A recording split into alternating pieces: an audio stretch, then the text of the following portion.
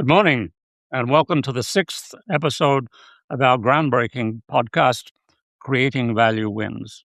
We've got an exciting show for you today, and let's get right into it with some real, genuine breaking news. Yes, today we have real breaking news. We learned this week that the world's number 2 management journal, 67-year-old MIT Sloan Management Review, is going out of business. It's not being announced in any loud headline. It's being mentioned in a tiny corner of a Sloan newsletter. Now, you might think this is pretty big news in the management world. The number 2 journal is going out of business. And in fact, as the slide shows, the strategist, Rita McGrath, who was in the first episode of this podcast, has announced that this is an inflection point for management thinking, an inflection point for management thinking. And what exactly is this inflection point? Scores of professors commented on her article, declaring this to be a disaster, in part because they wouldn't have an outlet for their writings. There was very little meaningful discussion as to why this management journal was closing. Fortunately, we have 2 speakers today who are going to shed considerable light on why that is the case. And obviously, it's not closing because it had too many readers. It's closing because it had too few readers. And why was that? Well, Sloan Management says it was because the articles were too long. And so now it will be replaced by the same content, but in more modern digital terms. And what people hardly mention is that all of the articles are about management, traditional management. Only 2% of its articles were about the emerging discipline of value creation. And we saw in the second episode of this podcast, Felix Oberholzer showed this amazing picture of the landscape of how organizations are run today. And what this slide showed is that 70% of the firms in the famous firms in the S&P 500 on the left have below average 10-year returns. 70% have below average 10-year returns. And we also saw that 30% of the high-performing firms on the right generate much more value. They are growing much faster. They generate at least 4 times the value of the firms on the left. And yet, what were all these articles in the Sloan Management Review about? You would expect that they would be talking about this huge difference between these 2 different types of firms. And what were the firms on the left doing to try to get on to the right? Well, only 2% of their articles were explicitly about that.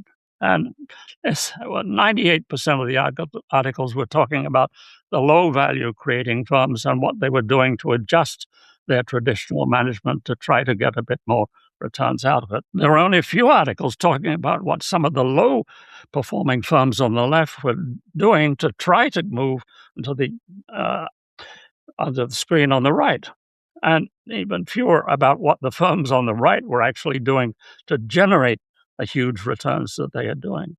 And what is more of a wonder is why so many smart, educated people are spending their lives writing articles that no one wants to read. Unfortunately, as I say, we have with us today the authors of a book, amazing book, Mentionable, which sheds light on this very question.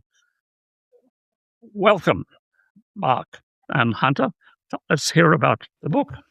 So, Hunter and Mark, can you shed any light on why so many very smart and very educated people are spending so much time and money and effort with such poor returns? Hi, Doug. Hi, Steve. Thanks. Great intro and great question. And the answer is actually quite simple. That's what business people are trained to do. It's how they're trained to think. I mean, think about the MBA curriculum. I mean, really, college generally is a hotbed of administration. You know, outside of the government, there are no organizations as bureaucratic as modern universities. But administration is the heart and soul of the MBA. I mean, it's in its name. An MBA is a master's in business administration, and that's exactly what they teach. And management academia is sort of held up as this standard bearer for the best knowledge in how to do business. But here's the thing. there's a baked-in assumption that we can learn how to best run a business scientifically, right? Using the scientific method, but that's a bold assumption, right? How does it hold up? The answer is terribly. I mean, I guess it depends on how you look at it, right? College professors and advocates of university um, schooling and training, they'll point to data that show that college grads are more likely to be employed. They'll start and end with higher salaries than people who don't go to college. But there's a selection effect in these statistics, right? Particularly since just about everybody goes to college these days, right? And so compared to people who don't get into college, sure, people who do get into college make more money, right?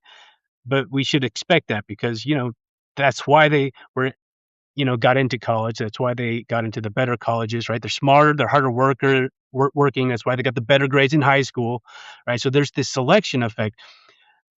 So those stats are misleading. What about, are there any statistics that show that the college education itself is effective? And we looked into that. The answer there is actually not so great. And so the results there are much more dour. MBA-led firms do actually no better on average than firms that are led by executives not at all trained in management theory. In fact, when you slice and dice the data, MBA grads, generally speaking, do poorer in their overall performance. And so the question is why? And the answer, our diagnosis is that they're trained to run their business as administrators, right? To follow this checklist scientific approach of how to run a business.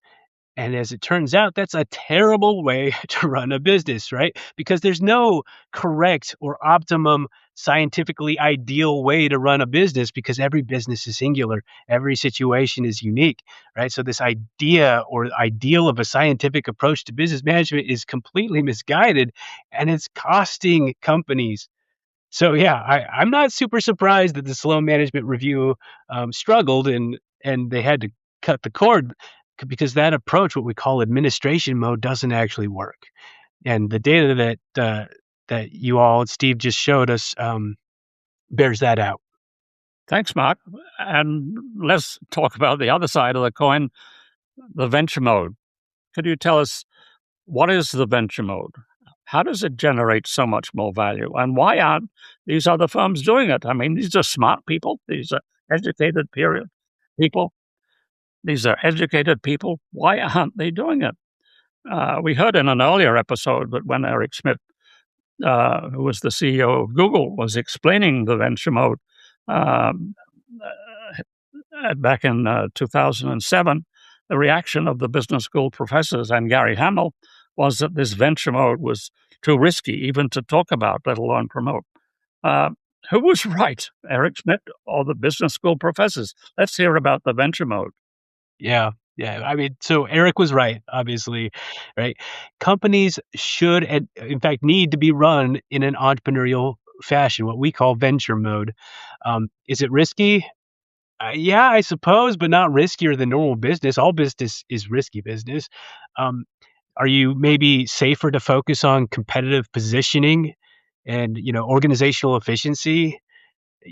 In the short run, yeah, maybe, but in the longer run, you're absolutely setting yourself up for failure, right? You can't survive in administration mode long term.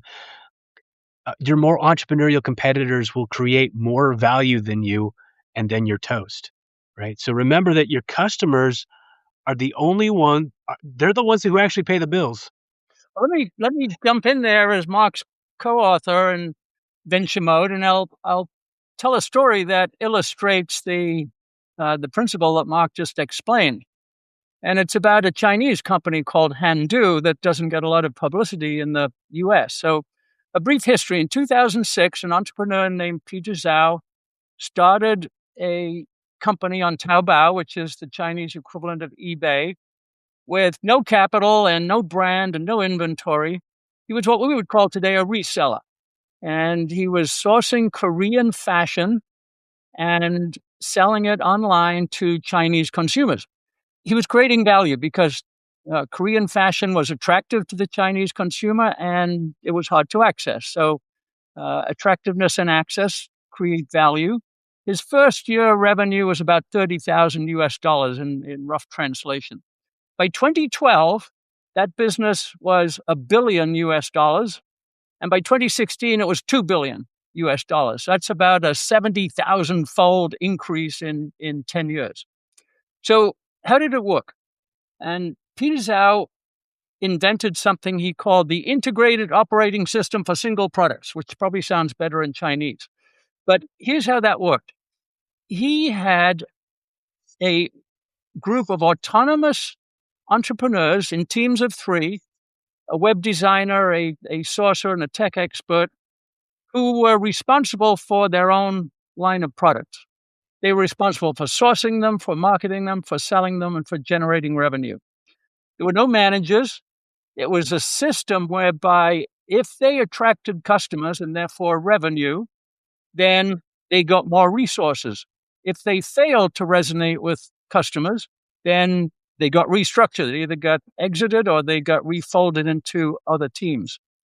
And all the discipline in that is what we call consumer sovereignty. The consumer decides who wins and who loses. So at the $2 billion level, he had hundreds of these teams. They had thousands of products. In fact, they were launching hundreds of new products every day. And the marketplace decided which products were successful. Behind that front end is a middle layer in Handu, which is pretty much pure digital. It's the payment systems and inventory management systems and those kinds of things that make the websites work. At the back end, there are factories and server farms and the hard assets that contribute. So that's a great visual description of how venture mode works. Consumer sovereignty determines all the activities, determines what brands sell and what brands don't, what the teams get to do, which ones get resources. And so we use that as one illustration of venture mode. So I wouldn't put the term risk on that. Mark and I use the term uncertainty.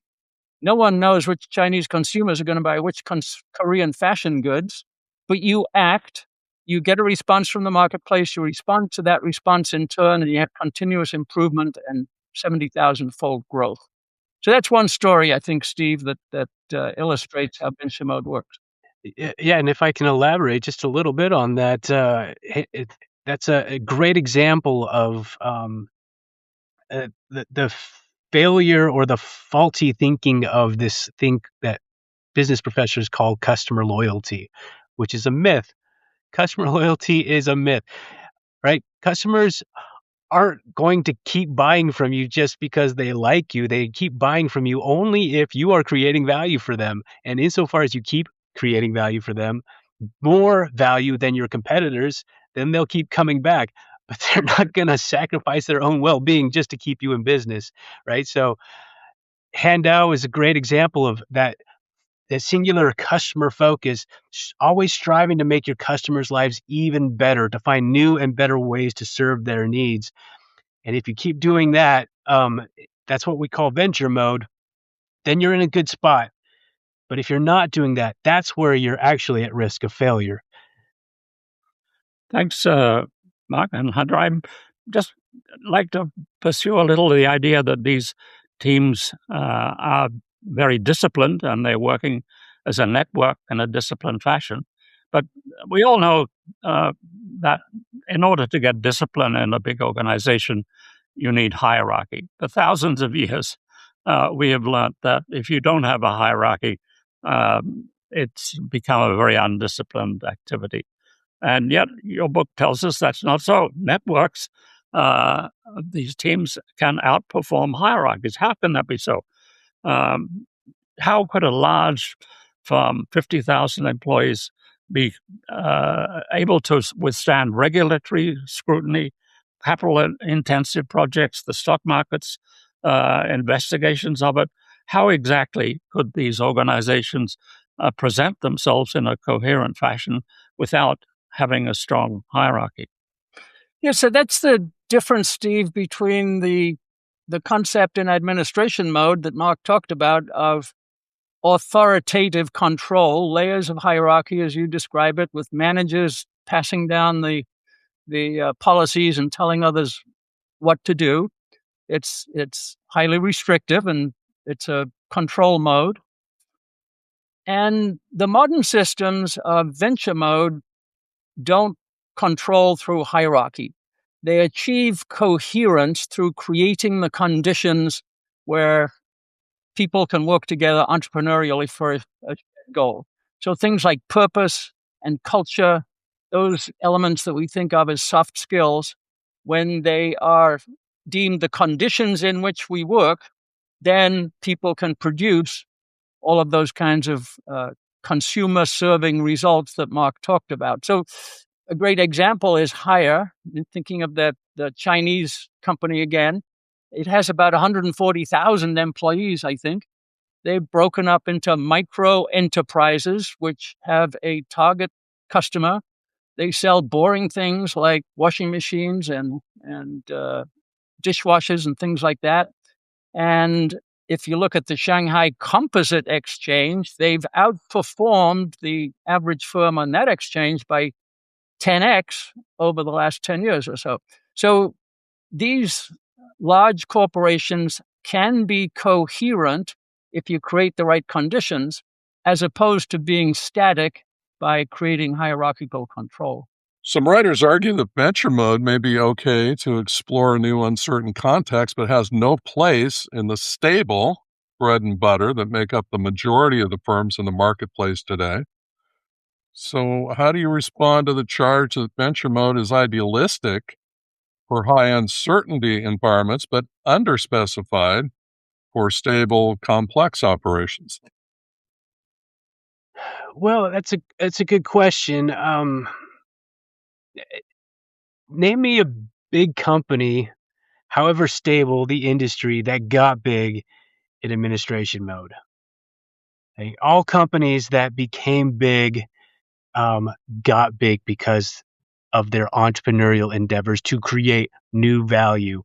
Some have stayed big in administration mode, and these are the ones in certain industries that are fairly stable. But even there, when you're battling with competitors in these supposedly stable markets to win over the market, to gain more market share, to win over customers, you have to create more value than your competitors, right? And so if you flip that switch into administration mode and start focusing on your competitors, positioning in that competitive market space, trying to have a competitive advantage, that's the wrong mindset. It's going to get you into trouble, because what matters is that customers are choosing you.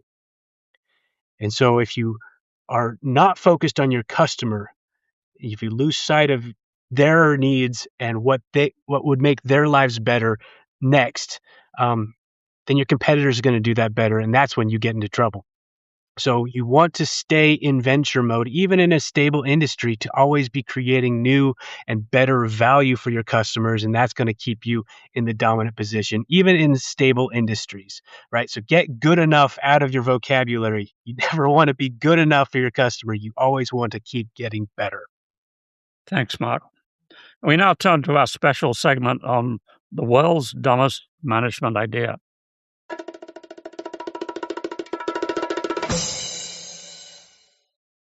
If you listen to the earlier episodes of this podcast, you'll know that we each ask each of the speakers, Rita, Felix, Johan, and Andrew, to nominate their choice for the world's dumbest management idea. And we're going to hear from Hunter and Mark today. What do you think is the world's dumbest management idea? There's a lot to choose from. Our previous speakers have each chosen a different one. What's your choice? I'll start. So I think the dumbest management idea is that there's a scientific approach to business management, right? That there's a single optimum way to run and scale a business, which we can somehow distill through scientific study. That's crazy. All right. Every business is a singular experiment. Every business is totally unique, right? There are some core principles that are true for every business. Principles like consumer sovereignty. But if you adopt some kind of checklist approach to business, if you're trying to pattern your business as after other successful businesses, you're doing it wrong, right? Run your business the way your customer needs it to be run, right? Don't just do what others are doing. Stop looking to others to tell you what you should do, right? Be entrepreneurial. Get to know and understand your customers and build your business for them, right? And if you do that, you'll find your way into venture mode and hopefully stay there. Well, thanks, Mark. And you used the word experiment. So where do you draw the line between healthy experimentation and costly redundancy in the context of responsible resource allocation? Because lots of failed experiments don't add up to a high return on investment.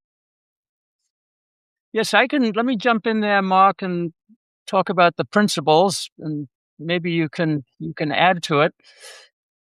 So administration mode, Doug, talks about responsible asset allocation, as you call it, or resource allocation, by identifying a single solution by something they call strategic planning, and then efficiently putting resources behind that one solution. But it might be the wrong one. In fact, it's going to turn out to be the wrong one in a dynamic market situation that Mark's been describing, because the consumer's always changing, the customer's always changing, the system is dynamic. So we think of business as an action mode, not a planning mode, not a strategy mode, but it's an action mode, entrepreneurial action. Those become what you call experiments. And so the way to grow a business is to run lots of those experiments, use the ones that win to expand, and discard the ones that don't. Who decides that? The customer. So the one drawing the line between efficient and inefficient resource allocation is the customer. So being close to the customer, listening to the customer, being able to react quickly. You certainly have to have a discipline of identifying quickly what the customer wants and terminating the experiments that don't and putting more behind the ones that do. But it's right to call it experimentation, but it's a possibility space that you're working in, and you're trying to narrow that possibility space to the winning part and the losing part. So it's not inefficient. It's the way to drive growth.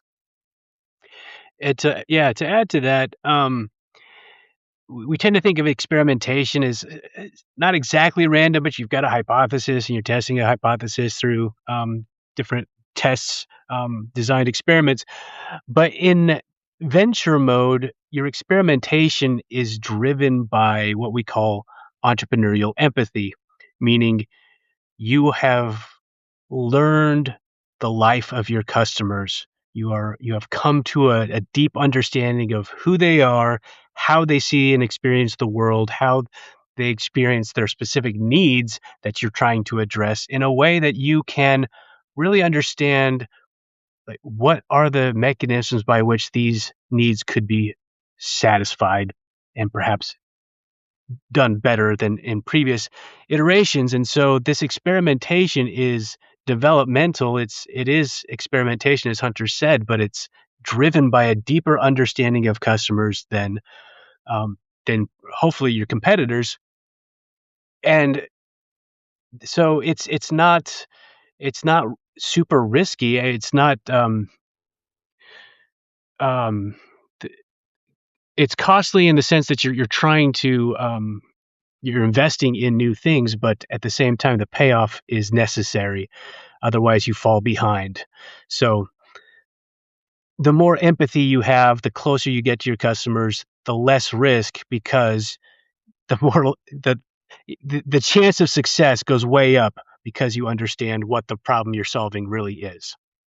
Let me add one more thing, Doug, and that is another colleague of ours, Per Byland, talks about the problem that efficiency creates. And that problem is the unrealized. So if you're not experimenting, there are opportunities out there, there are unmet customer needs that you're not realizing because you've put all your resources behind the single opportunity that strategic planning told you to do. And that's at the economic level. There's a ton of unrealized consumer needs out there. And by experimentation, you get to reduce the unrealized and realize more of it. So that's another piece of the puzzle. You've talked a great deal about many things already in the talk, and you've talked about even more in your wonderful book, Venture Mode. You talked about entrepreneurial leadership. You've talked about interaction with the customer, understanding the customer, empathy for the customer. Who are these entrepreneurial leaders? How many entrepreneurial leaders are there in a large organization? Is it everyone? Is it one person? Is it some of the people are entrepreneurial leaders? How does this whole thing fit together in a coherent fashion? Yeah, it's a great question. The answer is you want as many as possible. And the problem is we keep training our students to be administrators, and that effectively squelches their entrepreneurial mindset instead of training it and nurturing it. And so the hope is that this book is the beginning of a new training mechanism whereby we help nurture an entrepreneurial mindset so we can hire more entrepreneurial leaders in our organizations. You at least need an entrepreneurial leader at the top. But if you can get entrepreneurial leaders throughout the company, so much the better. And so, can you teach entrepreneurial leadership? Yeah, kind of. Yes, to some extent. You can nurture it, we'll say. You can't teach entrepreneurship the same way you can't teach an artist art. But you can teach skills. You can teach the necessary principles. And some of those include what we just talked about, entrepreneurial empathy. It's creativity and innovativeness. It's good judgment, and it's grit, tenacity, right? The ability to keep going throughout hardships. And we're not teaching our students that. Hopefully, we can start doing that more. Just to add a little bit to that, one of the psychological theories is that all human beings are entrepreneurial because they're trying to improve their circumstances. They don't know how to do that all the time. They're uncertain about what that improvement would be, but our natural instinct is to improve our circumstances. Entrepreneurs figure out that if I improve the circumstances of others, my customers, I get a reward from the marketplace. So we think at some level entrepreneurship is inherent in the set of human values that we're all born with, but we've got to provide a platform. So the idea for Venture Mode is that it's a platform for that natural entrepreneurial leadership to emerge. Now, all people are different. Some are going to be more leadership oriented, more entrepreneurially active than others. But nonetheless, we can create a platform for everybody. So my story about Handu, it's a platform for all those entrepreneurs. The story about Hire, it's a platform for all those entrepreneurs. Now, you'll hire people who are better in that environment than others, and that's where the entrepreneurial leadership will come out. But the aim should be a platform for entrepreneurship. And your book covers these issues in some depth, and we've covered some of them today. And I strongly recommend the book and suggest that all of you buy it and study it because you will learn a great deal about it. And looking ahead, we will be discussing some of the things that we've touched on today.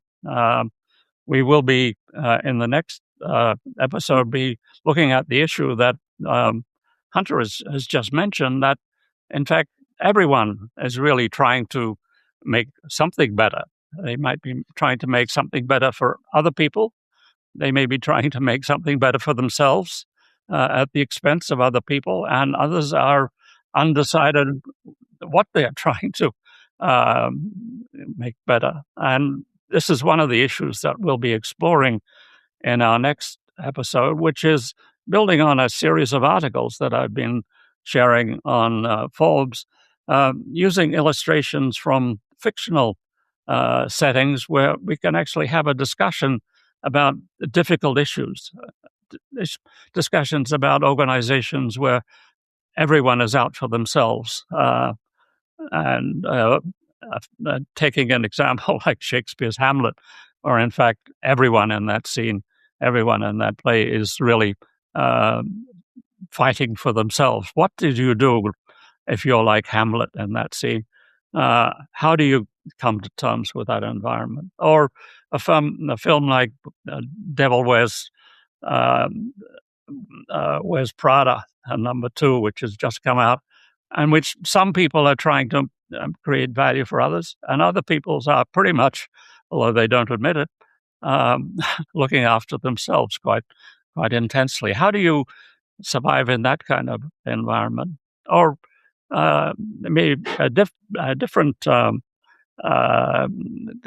of scene, like where someone is working very diligently but is not getting any recognition from the organization, from what they're doing.